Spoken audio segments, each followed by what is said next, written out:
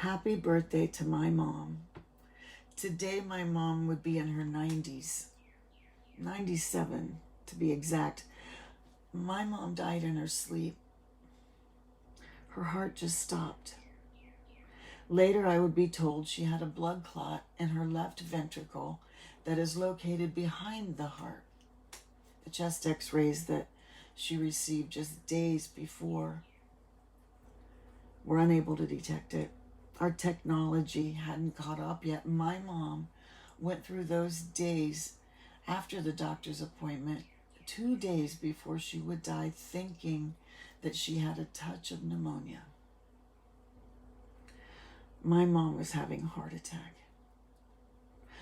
I visited with my mom 12 hours before the hour of 3 a.m., the time that was written down and marked her death in official documents. 26 years later, had I known then what I know now,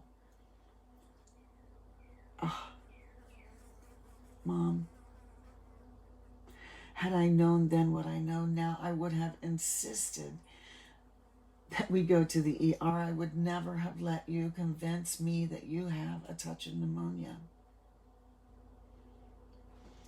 Mom, had I known then what I know now, I would have never moved away from you and kept my love from you, and I would have kept your grandchildren close to you. Mom, had I known then what I know now, I would have cherished every moment even more and left you with hugs and kisses every time we were together. Mom, had I known then what I know now, and had I known when I got in that car it was going to be the last time,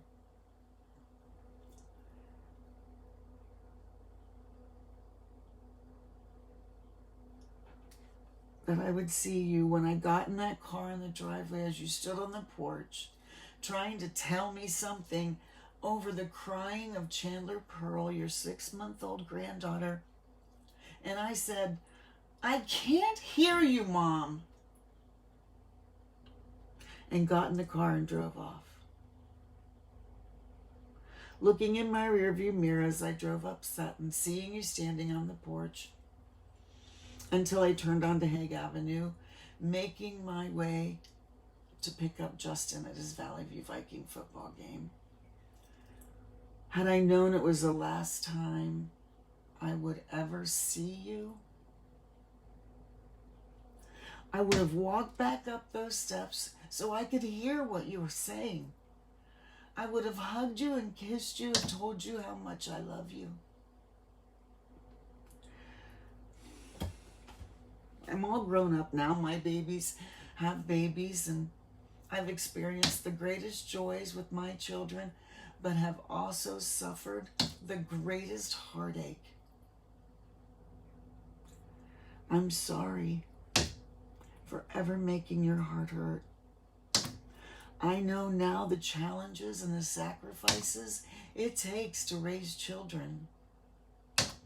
I know now that you did the best that you could do to provide for me security, safety, and love.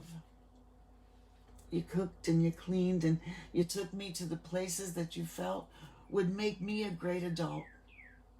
You taught me how to be respectful and have empathy for people that had very little, even though you made sure I had it all. I saw you cry when I had to make decisions that I shouldn't have had to make as a young girl. You were present from my birth of my children, and you came to my home wherever I lived in this country.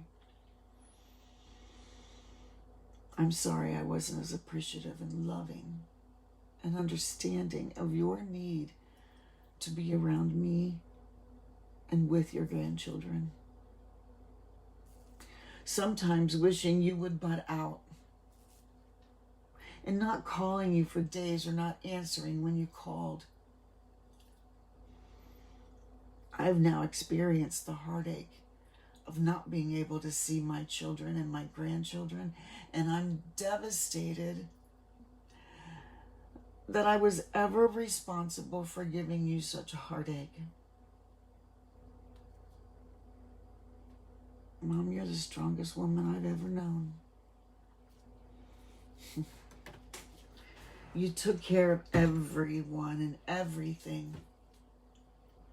After your death, I read pages of your thoughts that you'd written over the years about you and the family and your marriage, and I realized that all you wanted was the white picket fence family, because that's what made you happy. I read pages of hurt that you had because of the loss of your ability to fix everything that was broken. I'm just like you.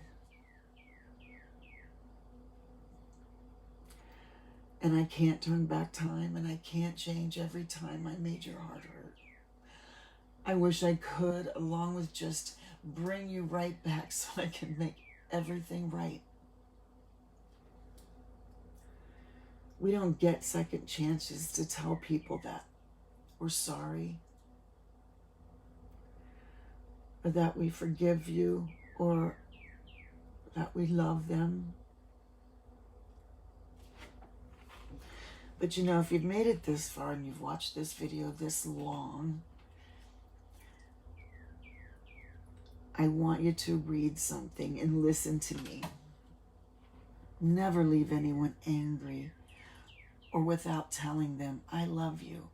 Or at least something as simple as, have a great day. Our world is precariously perched on a high mountain of violence and isolation. And we may not be able to move that mountain, but we can reel it in and concentrate on our own situations in the small circle of our communities and families, and make differences that may eventually make their way into the world to make us all realize life is short, my friends. Love your families and your friends. Just love them and love yourself. Forgive yourself. We do the best we can. Peace and love. Thank you for listening.